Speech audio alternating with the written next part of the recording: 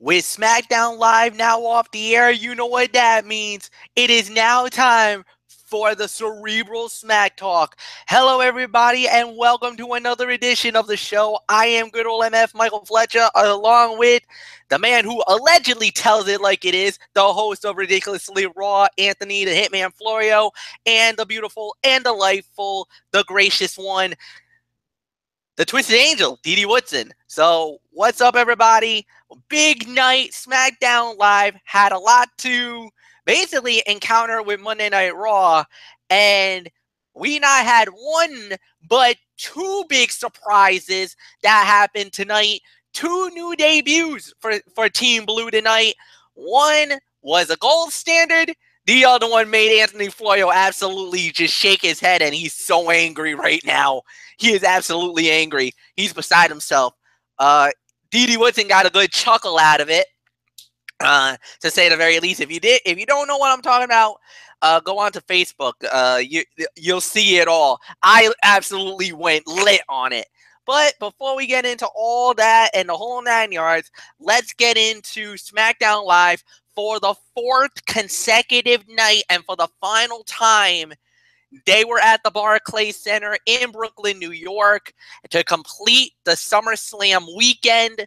And all right, we started it off with an in-ring segment with the man who is still the United States Heavyweight Champion, the phenomenal AJ Styles. He was issuing an open challenge to anybody on the roster. Well, Kevin Owens came out, and AJ immediately was like, no, no, no, no, no, no, no, no, no, no, not you. You're not getting the opportunity. Why? Why? No, I'm not putting the belt against you.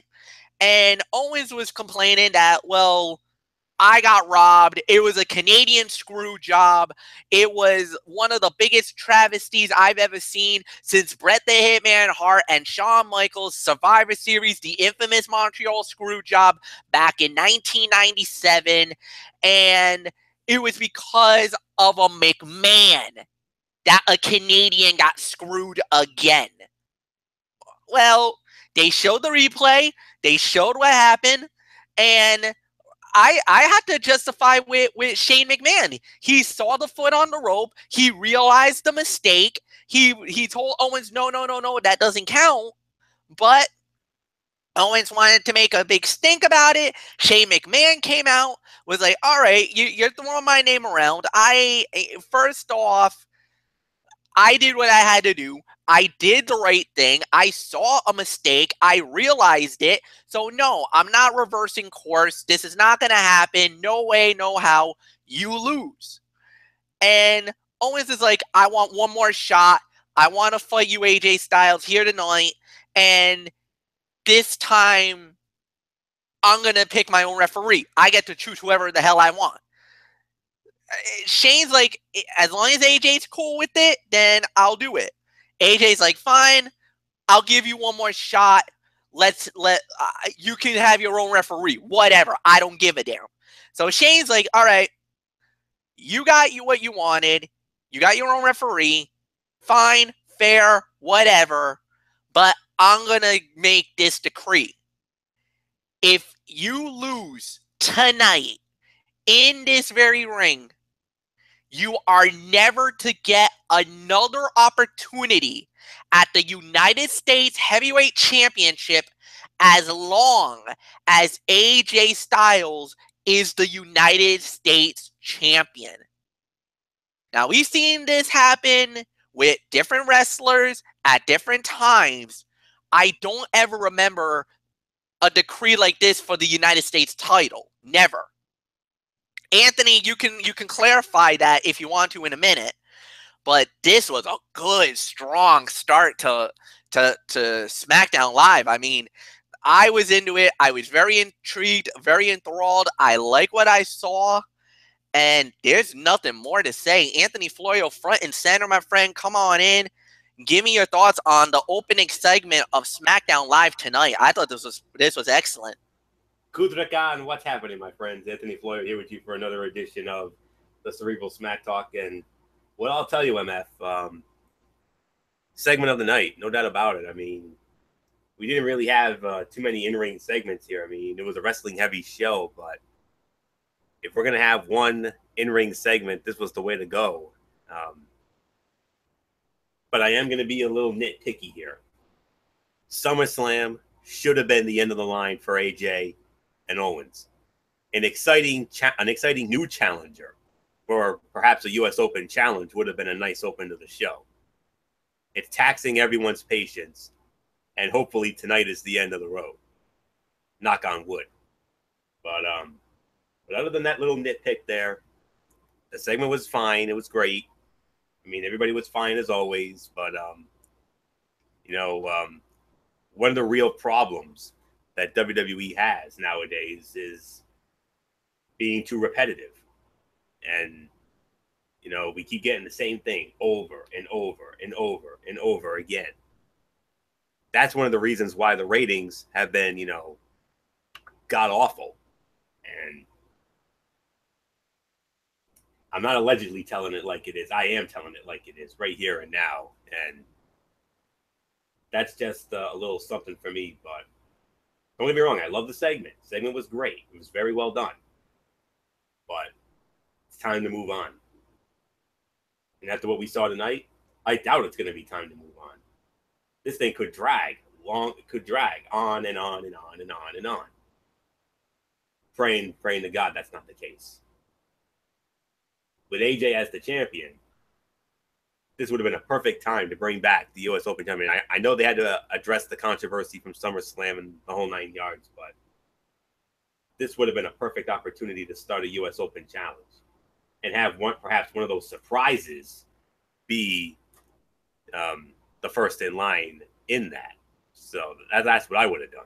But other than that, segment was great. It was the segment of the night, no doubt about it. So nothing more I can say on this. So Dee Woodson, let's get your thoughts on this. Definitely segment of the night. Yeah, I'm tired of Owens and AJ, but hopefully, without giving away anything, hopefully this was the last time we'll see these guys together. Shane pretty much stressed that's the stipulation for the match later tonight. So we'll just see what happens on there. So I will pass it off to Fletch. And then, boom, the dynamite exploded.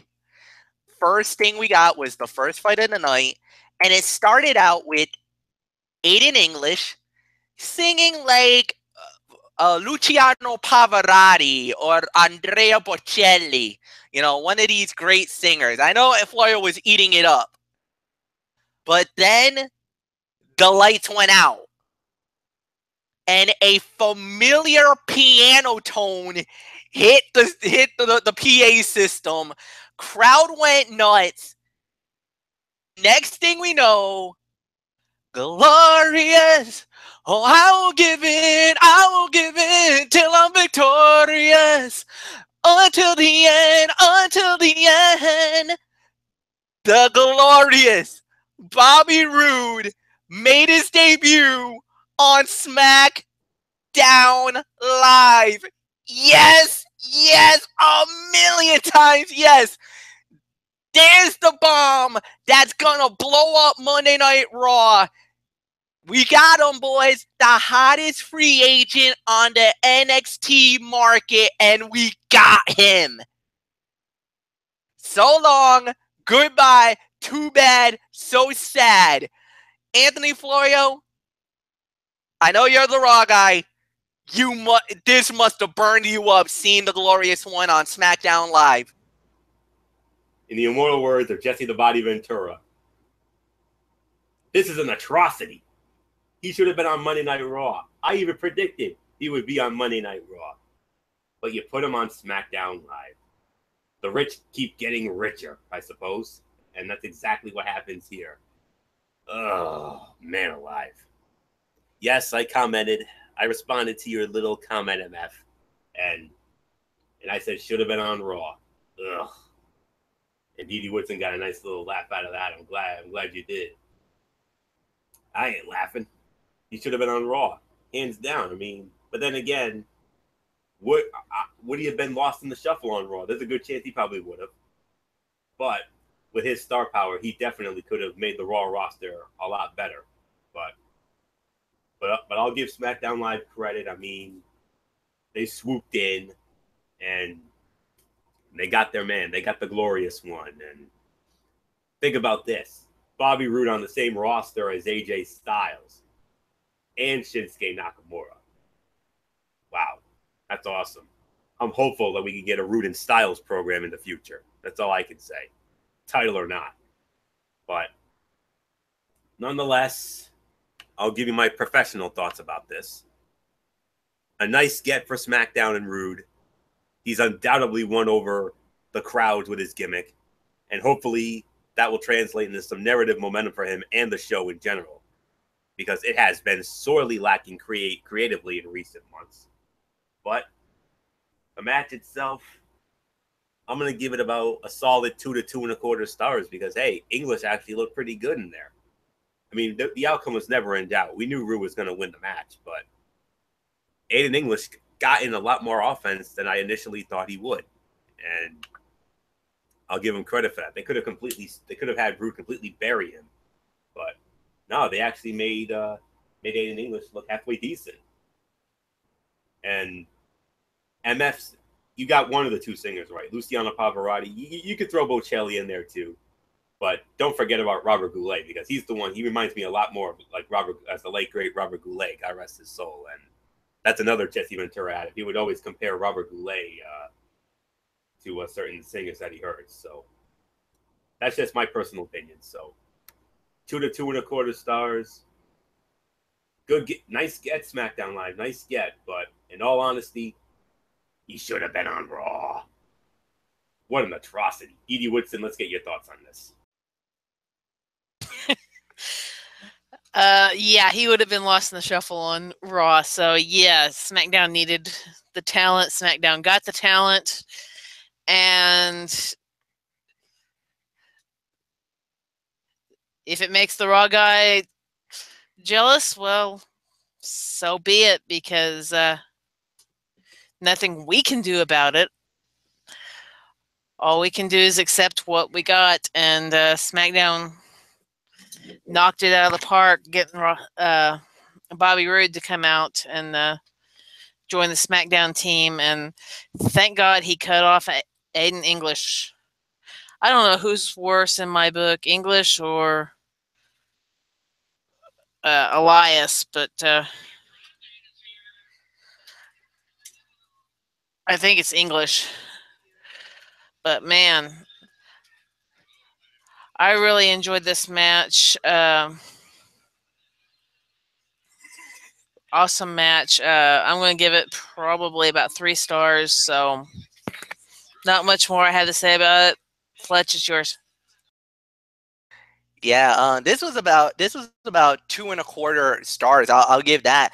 Nice little debut for Bobby Roode. You know, they're gonna work him up, you know, up the ladder and everything else. So give him that opportunity. The crowd in Brooklyn, my God, did they go nuts? Because there was a rumor that Bobby Roode was at Monday Night Raw last night. He was with the Raw crew, and a lot of people thought that Roode was going to debut on Monday Night Raw, including Florio. So, no, there was definitely a chance that Roode could have debuted on Raw. Obviously, he never did, and that opened the door for SmackDown Live. And oddly enough, look, there was rumors of him heading to the arena again tonight, which was for the third night in 4 nights, and the next thing we know, he debuts on SmackDown Live, and now he's a part of Team Blue. And he thanked Daniel Bryan, he thanked Shane McMahon for the opportunity and for the money that he's about to get, because it's box office money. And to really think about it, people are comparing this as a one-off because of the fact that Monday Night Raw got John Cena, and please note, Cena is still a free agent. He's not officially Monday Night Raw. but they're gonna work him as a Raw superstar for a little while, and then maybe sometime down the line we might see Cena jump back to SmackDown Live. Who knows? But they got a lot going for Cena on Raw, so you put him on Raw, you let him work out for how long it's going to be. From what I heard, I think he's going to go all the way up to WrestleMania, and then he'll probably jump back. But whatever the case, you needed somebody on SmackDown Live. You need some big names. Not only, and think about this, the biggest name on SmackDown Live post WrestleMania was Shinsuke Nakamura, and he went to SmackDown. Going into this quote unquote superstar, the upcoming call ups for NXT, again, another name getting thrown around was Bobby Roode, and he's going to SmackDown Live. Very telling. Now, I was hoping for some other names. Unfortunately, I didn't get to see it tonight, at least when it comes to the NXT talent, because I was saying, is there one or two more surprises down the pipe? Well, we only got another big surprise, and this one was actually expected. I knew it was going to happen, but I was hoping for it to come at a later date, or but this was kind of expected. That moment where I'm talking about was a backstage segment where Daniel Bryan was talking to Chad Gable, and Daniel's like, you know what, man, I'm sorry what happened with Jason Jordan and the whole 9 yards. I know you guys were clicking as a tag team, and I feel bad. That was my fault. That was my bad. But when I found out that he was Kurt Angle's son, I had no choice, but I wanted to give Kurt the opportunity. And look, let me make it up to you. Here's the thing. We did a trade-off. So I gave Jason Jordan to Monday Night Raw, but Kurt called a buddy of his to come to us on SmackDown Live. And I want you two to work up and work as a tag team. Maybe this would be great if you guys work together. Chad Gable was a little hesitant. He's like, all right, who can it be?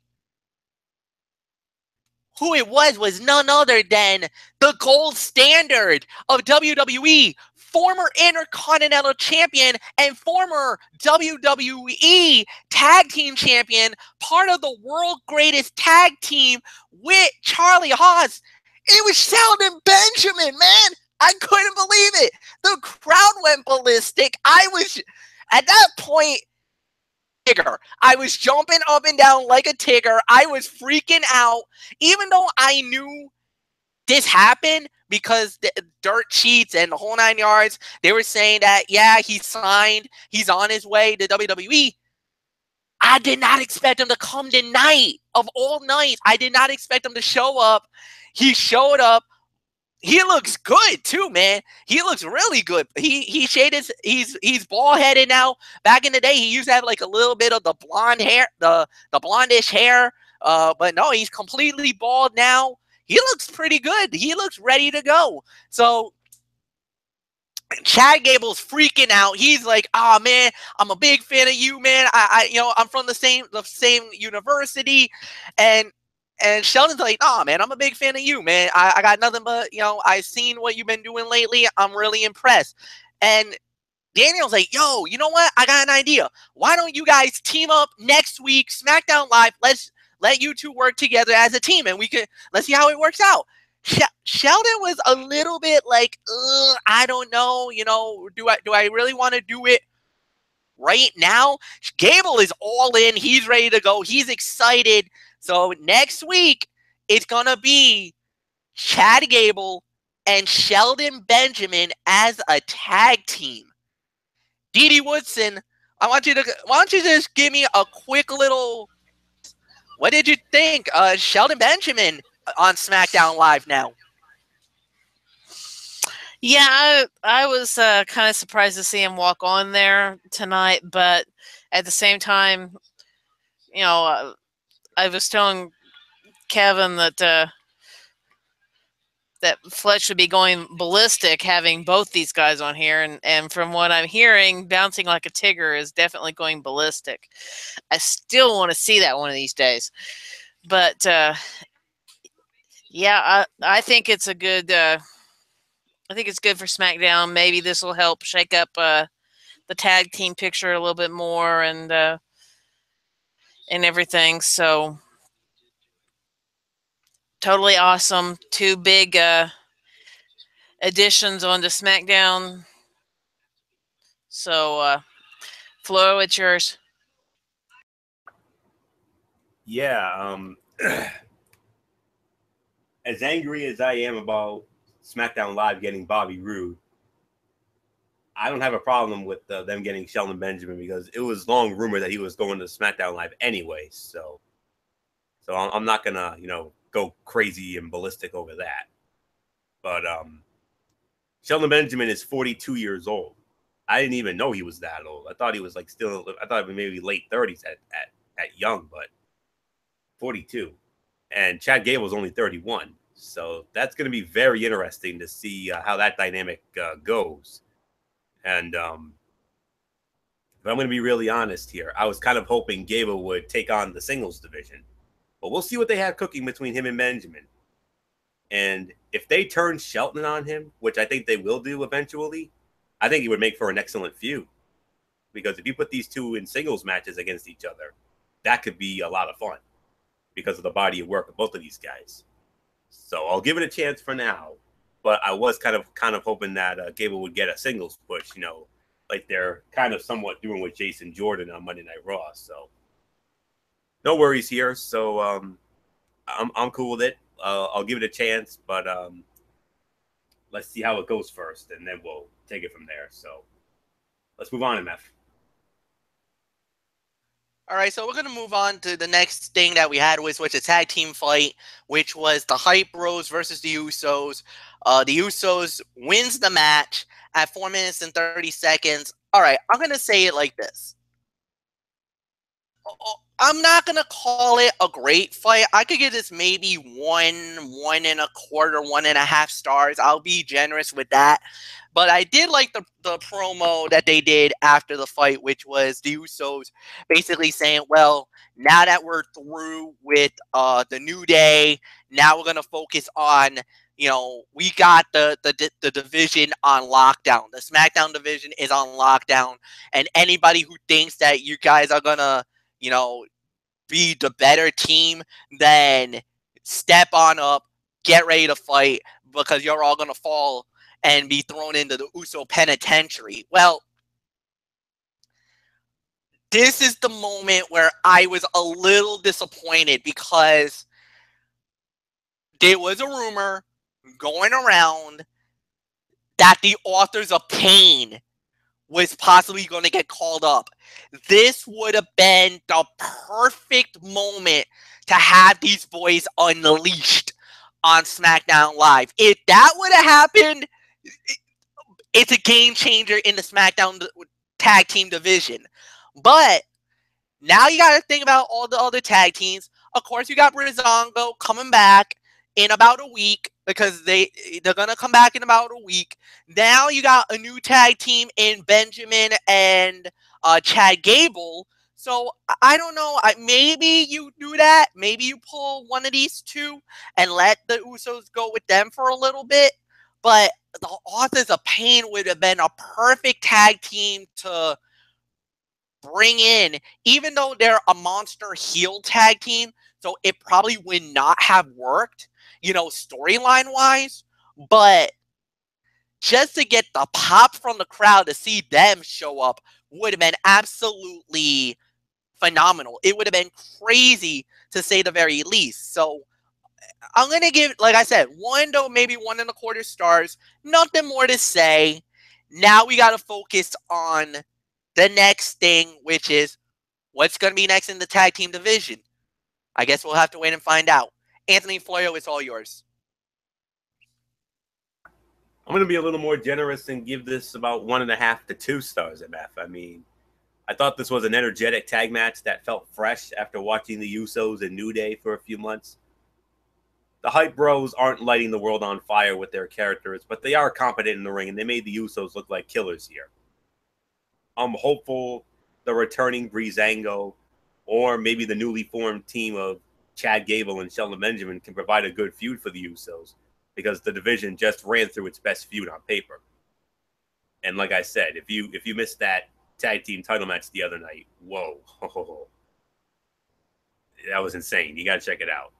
I hope you've taken the time to check it out, because if you haven't, well, you know what I think. I'm not going to get further into that. So, yeah, 1.5 to 2. And who's next for the Usos? I don't know. Well, New Day technically has a rematch clause since the Usos won the titles. So when that bout goes down, I'm not sure. I'm thinking it could be a future SmackDown Live, because the next pay-per-view's not for another couple of months. I believe it's in October. I believe they're getting Hell in a Cell this time around. So I don't think they're going to want to wait till then. They're probably going to want to do it on a future SmackDown Live. So that's just my thoughts. So 1.5 to 2 stars. So Didi Woodson, your thoughts on this tag team bout? I'm going to give it 1.5. Yeah, it was definitely, fresh compared to what we've had. Something different, something new. But for some reason, the Hype Bros just are out there now kind of as an enhancement talent. They're not really there to do anything but put the other teams over. So, it wasn't a super big excitement, but at the same time, like I said, something different. And we'll see what comes up next and when the New Day decides to get the rematch. So not much more I have to say about it. So Fletch, it's yours. And the next thing we had was a handicap match. Shinsuke Nakamura goes 1-on-2 against the Singh brothers. Now, this was punishment by Daniel Bryan, and this was most needed and most wanted by a lot of the fans. They wanted Nakamura to get his hands on the two men who's been constantly interfering in Jinder Mahal's matches. They finally gave him the opportunity. Shinsuke Nakamura wins the bout at 3 minutes and 42 seconds by submission by getting a triangle choke on one of the Singh brothers. And then after the fight, Jinder Mahal tries to jump on Nakamura from behind, only to get paid with the Kinshasa!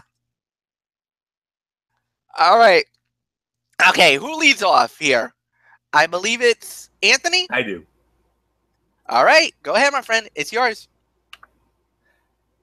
If you're hoping for me to say, wow, this was awesome, no. Hold your breath. Don't hold your breath. I'm not doing that. Worst fight of the night. This was an absolute dud. Complete waste of time, honestly.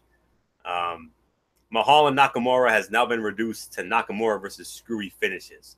And Mahal has been established to pose no real threat unless he has help. I mean, there was a backstage moment earlier in the show with the Singh brothers and Jinder Mahal with Daniel Bryan, and there was a small part of me that was thinking, oh my goodness, is Daniel Bryan going to give Nakamura a rematch for the title on SmackDown Live? That would have been a zillion times better. But no, when I got the handicap match, I'm like, yeah, this has cutout written all over it. So I'm not wasting any more time on this. Absolute dud. And this was the worst fight of the night for me. Complete waste of time. I do think Nakamura will get another shot at the belt eventually. I think it'll be in a couple of months inside Hell in a Cell. That's what I think.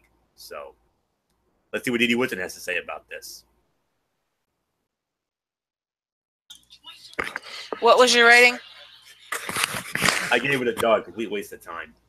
Okay. Well, yeah, it was kind of a one-sided match. But it was good to see, them actually not only, punish the Singh brothers, but at the same time, kind of punish Jinder Mahal at the same time because, Brian said exactly what I've been saying. Jinder only wins the titles when he has his little flunky help out there with him. And so hopefully the next title match we have, these two bozos and anybody else that wants to help Jinder Mahal will be banned from ringside or whatever. Or if they do help him, then he loses his title or something. We need something like that in place for Jinder so that we can actually have a half decent match that nobody is going to interfere in, so we can really find out what Jinder can do on his own and whether or not he can actually win a title match on his own. And so, yeah, I'll go ahead and go with the dud rating on this just because of the fact that it was so one-sided, and all it was just to show Jinder that, SmackDown Live isn't going to put up with this. So it was basically a storyline match. So not much more I have to say about it. Fletch, it's yours. Next thing we had was the new SmackDown Women's Champion, Natalya. She cut it a promo talking about, how she made the glow go out with the glow, and that her time was now. Interrupted by Carmella and James Ellsworth, congratulating her on winning the title, but also telling her about what the Money in the Bank, that Money in the Bank is in the in play and whatnot. Then Ellsworth opened his mouth, the idiot that he is, and I think he kind of divulged the entire plan of what was going to happen in the tag team fight. Well, the reason why was because tonight, Natty and Carmella had a team up, and they went up against Becky Lynch and former SmackDown Women's Champion Naomi. And in 7 minutes and 33 seconds, Becky Lynch and Naomi wins the match, as basically Natty well, I'll say this. It was more on the attempt that Carmella refused to tag in during the fight, and Natty was doing the whole fight because of the threat or the fear of the Money in the Bank getting cashed in. Well, at that one point, Natty had enough, slapped Carmella to get the tag in. Once she realized that she was holding the Money in the Bank briefcase, she kind of knew 2 and 2, you were going to try to cash in on me, you bitch. Next thing you know, a little chase around the ring, duplex by Becky Lynch, split-legged moonsault by Naomi. 1, 2, 3. Thanks for coming. Money in the Bank ain't gonna be cashed in tonight. All right, Didi Woodson, it is yours because you are the expert. Uh-oh. I can already tell this is gonna go bad.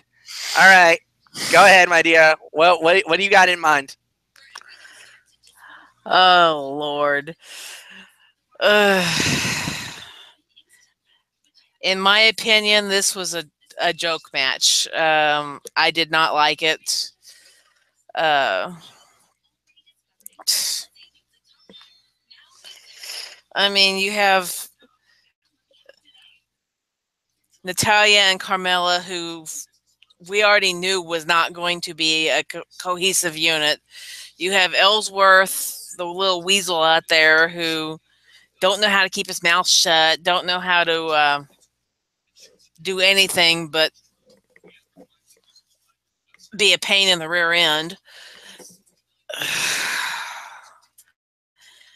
I mean, you saw more of a tag team with Naomi and Becky than you did with Natalya and Carmella, because the only thing in Carmella's mind is that title and cashing in that, or when to cash in that contract. And no, tonight certainly wasn't the night for it, but she needed to get her head out of the contract and into the match, and Natalya couldn't focus because of Carmella, so it just pretty much just kind of ruined the match. I don't even know. I can't even say this was a storyline building match because basically it was just chaos. Didn't like it. Gonna give it probably 1 star. That's being generous on my part. SmackDown writers, please don't do this ever again. Please give us something half decent next time. I mean, we're tired of seeing these little joke matches here, so not much more I have to say about it unless you want me going a full rant. So move on to the next person, please. Yeah, that I kind of understand where Dee Dee Whitson's coming from because yeah, it felt like the tag team fight was overshadowed by the Money in the Bank, and a lot of the times when you have instances like this, you got it, especially if you're the champion, you literally have to have one eyes in on front of your competitor, but you also have to have eyes in the back of your head, wondering if my partner is gonna be truthful and be on my side, or they're gonna stab me in the back and try to take me out and try to cash in on me. So I mean, yeah, 1 star maybe for the effort, but it kind of really did take a little bit of a step downward lately. And yeah, I kind of was interested to see what Natalya was going to do as champion, because with her trying to be champion for a long time, and now that she finally got it, she realized her dream, and it didn't work out. It didn't pan out. She's not a believable champion for me. I'm not. I can't. I'm not buying her as SmackDown Women's Champion. And with the Money in the Bank floating around, it kind of feels like, yay. And I'll openly admit this. I like what they're doing with Lana and with Tamina more than what I'm liking right now with this Money in the Bank women's situation.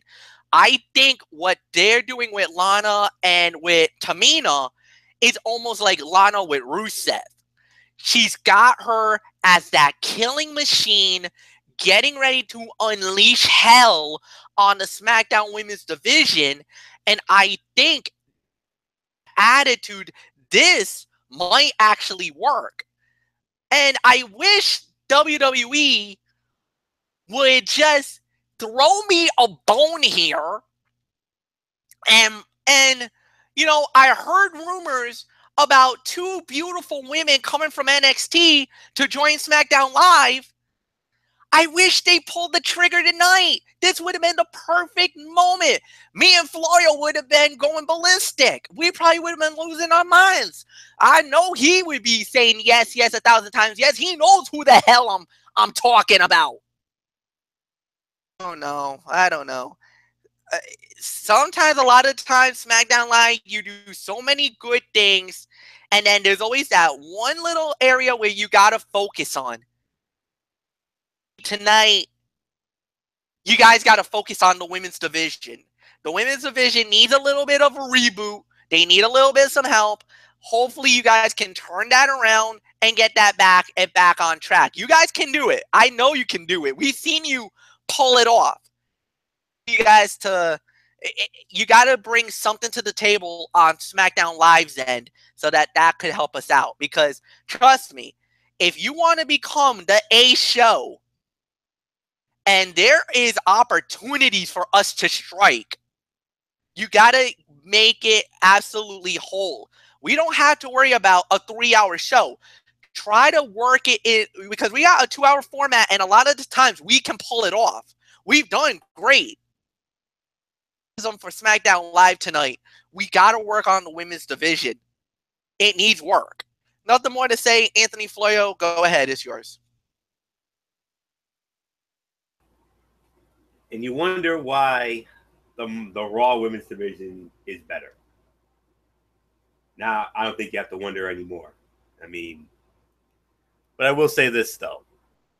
I didn't think the match was as bad as you guys thought it was. I mean, I thought it was, a solid little match here. I mean, we even got that split screen commercial break that I like, and I wish Raw would do that once in a while, but, it is what it is. But let me see. The Money in the Bank briefcase is not enhancing Carmella or the women's division at this point. They had her win it twice and look fairly strong in the process. And now she's back to being a laughing stock that is not competitive with the rest of the division. I mean, it was a solid match for what it was. 2 to 2.5 stars. That's the best I can go. But, I mean, Didi spoke. Didi pretty much took care of everything and on that. And, yeah, so, I mean, I'm happy that you got Natty as the champ. I mean, she deserves it more than anybody.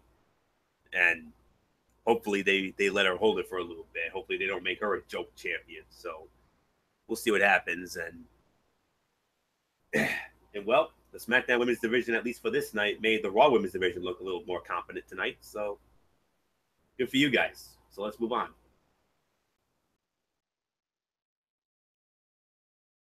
Nothing more to say, guys. Main event time for this week's Tuesday night SmackDown Live for the United States Heavyweight Championship. AJ Styles goes up against Kevin Owens with special guest referee Baron Corbin, the Lone Wolf. Well, at one point, Corbin basically went for, Corbin got himself ejected out of the fight after Shane McMahon kind of argued with about his refereeing skills or refereeing during the match. So Shane took the job. He became the referee again. And the winner of the bout, and still United States Heavyweight Champion, AJ Styles, which means that's it. No more opportunities for Kevin Owens. He will no longer be allowed to challenge for the United States Heavyweight Championship because AJ Styles is still the champion.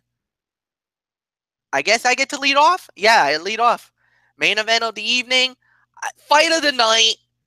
I'll give this about maybe 3 stars. I thought this was a good match. I thought this was solid. I thought Corbin did fine. Yes, I understand about, he was playing the heel-like referee, like a la Jesse the Body Ventura from the 1988 SummerSlam. And I thought relatively he did a good job. Official, he was being very shoddy at certain moments and everything else. And I loved how Shane McMahon was like, wait a minute, no. I don't like what you're doing. You get out of here. This fight should have been over. You didn't see the low blow. This is unfair. He's like, all right, you think it's unfair? Fine, you do the job then. I'm out of here. So, of course, Kevin Owens is now pissed, realizing that now Shane is the referee again, and we saw what happened next. Phenomenal forearm, 1, 2, 3. No dispute about it. No screw job. No nothing. I know they're planting the seeds for Owens and Shane McMahon. Story building moment for them. For AJ Styles, now we're finally probably going to get the United States Open Challenge next week. And that's going to be great for all of us on SmackDown Live, because when they do a United States Open Challenge, these are the most fun things we get. It started with John Cena. AJ brought it to the table a little bit when he tried to do it. Even Kevin Owens did it once when he had Chad Gable do it. So to me, this is perfect. I like it. Anthony Florio, it's all yours. Fight of the night, 3 to 3.25 stars. That's the best I can give it. And, well, I hate to say it, but I think we're probably going to get a continuation of this because, Owens is going to, Owens is going to lose his mind and he's going to bark for another rematch next week. Let's not kid ourselves. That's exactly what's going to happen. No rematch. I know there's no rematch, but after what happened with the events of what happened with Shane O'Mac, taking over the refereeing for Corbin, Owens is going to be PO'd about it. He's going to whine and bark about this. I'm just saying. So, but there's going to be some sort of spectacle and some sort of angle going down next week. So we'll see. But I don't know. That's just me. But 3 to 3.25 stars. I mean, that's basically the best I can give it. I mean, these two have had better matches, and barring what I said, barring Kevin Owens, going on another one of his pissy pant tirades, as I call it. Hopefully, this is the end of this, and we can hopefully move on to some AJ Styles Open Challenge matches, and we'll take it from there. So, 3 to 3.25 stars, fight of the night. So, Dee Woodson, your thoughts?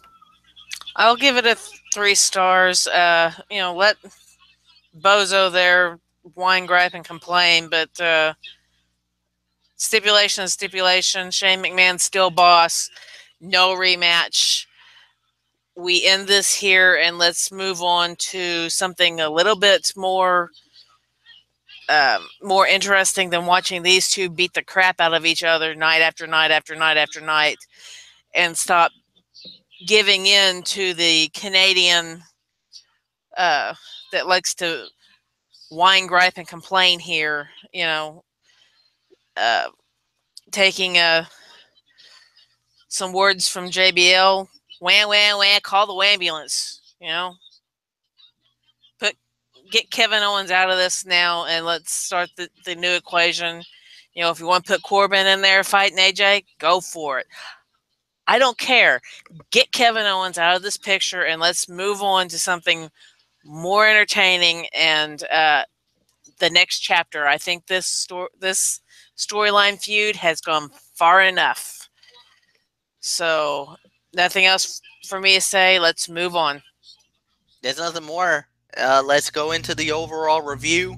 And Anthony Florio, I am going to start it off with you. And based on all the stuff that you were saying and all you're saying tonight, I'm probably not going to like what I'm about to hear.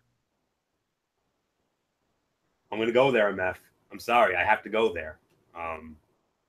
Not because I'm a Raw guy, but I'm going to give you the God honest truth right here and now. You say I'm the man who allegedly tells it like it is. I'm going to tell it like it is right here and right now, whether you like it or not. So I was not impressed with this show tonight. Monday Night Raw last night was 1,000 times better than what we had here tonight. It's almost like this entire show was completely and a trifle unnecessary. Don't get me wrong. There were some entertaining moments on this 2-hour show, but there wasn't any narrative momentum built whatsoever. Next week, we'll get AJ Styles and the U.S. Open Challenge, whoever is going to challenge in the tag division. More Shinsuke Nakamura versus Jinder Mahal in India. And maybe we'll get a women's feud this month. Who knows? In any case, the show feels a bit adrift at this point. Hopefully they can hit the reset button on some of this and reorder the show around some more interesting feuds. AJ and Owens, that was the fight of the night, 3 to 3.25. I would probably say maybe 2 to 2.25 or 2.5 for the women's match. The match with English and Rude, I thought that was okay. So I'm probably going to be a little bit generous when I say this was like a 50-50 show with this for me. It's more like a 5 out of 10. Heck, I could go lower and be like, bro, that infamous Bret Hart meme and say I was not impressed, and I'll give it a 4 out of 10. MF, I mean, yeah, you got some, but the only reason why I'm gonna give it a 5 out of 10 was because of those two surprises. Bobby Roode going to SmackDown Live, even though I still think it should have been Raw, but it is what it is. And Shelton Benjamin being put in a tag team with Chad Gable, I'll give that a whirl. We'll see how that goes, but yeah, nothing on. I mean, this show did not really wow me or impress me. Like I said, I thought Raw was better, honestly, and you got your surprises, yes, but I mean, Jinder Mahal as the WWE champion, he's one of those chicken bleep heel champions who needs help, who can't win without help. Yeah, where we heard that before. Seth Rollins when he was the WWE World Heavyweight Champion. Kevin Owens when he was the Universal Champion. And now you've got Mahal as the latest champion who can't win without help. Simple as that. And they should have strapped Nakamura. They had a great opportunity to do that, but they obviously didn't have the what to do it. So yeah. Need some work there, MF. Once upon a time, SmackDown Live was kicking Raw's behind, but I think right now, Monday Night Raw's got the momentum now. I mean, especially after what happened at SummerSlam when Raw basically stole the show with the main event and that tag team title match. I mean, SmackDown needs a lot of work right now. I know MF's not liking what I'm hearing. I know MF doesn't like what he's hearing right now, and I know he probably wants to run over here and give me an RKO or a pedigree or something, but you want me to be honest? You want me to tell it like it is? It's exactly what I just did. Period. And a statement and a quotation. Dee Woodson, just take it. Yeah, okay. I'm not going to go quite as low as Anthony. I'll go maybe 5.5 to 6. Because we did have some good segments. We did have some good new talent coming in. But yeah, a lot of the matches were just kind of meh. So they do need to work a little bit more. It's it's still very storyline driven, but it's time to start shaking things up on SmackDown and time to start getting the new feuds put in there. We haven't even had a chance to see what Natalya can do because the first thing they do is put her in a tag team match. We need to, get her in on some one-on-one competition and not teaming her up with someone that she can't trust and has to watch her back on. I mean, give me a break. And as far as Jinder Mahal, we've even had this same conversation on the women's side with Charlotte when she had her dad out there and then Dana Brooks. And then they finally had her prove herself and let her win some on her own. That's what we need to do now. If they want to keep this title on him, let him win some on his own and get rid of the little twerps that's hanging out with him. And I have a feeling if Carmella gets this title, which, God, Lord, I hope not, that we're going to have this same conversation because we already know Ellsworth will interject himself in matches because look at the 2 Money in the Bank matches. He got involved in both of them. Although the second one, she did win legitimately on her own, but he still interjected himself in it. So, I say it's time we start letting these champions and other superstars do things on their own and stop having little weasels and stuff out there with them. And if you want to hear me not rant on things, then take our advice, fix your issues, and give us better quality shows because right now we're getting matches and segments and storylines that some of them don't even make sense. So, and I can say that for both shows, but right now, yes, Raw is producing a little bit better of a project, and SmackDown, I know you can do better, so get your heads out of your butts and start writing some better material and start getting these superstars doing what we know they can do and not giving them these crappy things to work with. That's it. I'm done. Good night. See you next week. All right, Didi. And, like I said, I'm gonna go with the 5.5 out of 10. I gotta call them out. I gotta call my own boys out. I mean, last week I went to Providence, and I think we all agree that was about an 8.5 out of 10. And Raw didn't really do that great. Openly, I'm gonna admit it. They kind of did good, but not great. We had our opportunity to really hit the home run here tonight. We had Bobby Roode. We had Sheldon Benjamin. I want to say the first 30 minutes, we were really going off on a really good track where we were about to do what we normally do, and that's dominate, as usual. But the rest of the show, that final hour and a half fell apart on us, and then the main event kind of made it respectable at the end, but still a below average show. And I'm sorry, maybe we're prisoner of the moment, but our expectations are a lot more higher than what you just threw at us tonight, SmackDown Live. And you know this. I'm sorry. You got to do better. You got to rise up.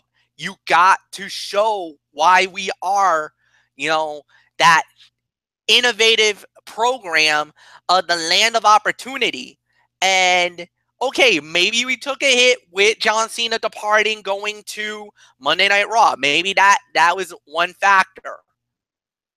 But the grand scheme of things, and what made SmackDown so amazing was the execution of it, the production. And I felt like tonight you punted it, guys. It felt like maybe you guys were all worn out, all tired, all exhausted after maybe everything we did from, everything that probably happened from the 3 nights of WWE. Maybe they just got tired. They got overexhausted, I don't know why, but it felt like after that show, I wish we could have done something more better. All right, guys, so that's it. There is no Mikey's Mindset this week. Friday night, 10:30 Eastern on the Tone 25. We got a very special edition of Strictly Sports as we preview Conor McGregor versus Floyd Mayweather Jr. Jimmy Alden will be sitting in with the crew, with Anthony Floyd, with myself, and Michael Bullock. That's at 10:30 Eastern. Until then, for Didi Woodson, for Anthony Floyd, I'm Michael Fletcher. Thank you so much for watching this. Like the video, send it to all your friends on all social media platforms. And for all of us here, have a good night, everybody, and so long for now.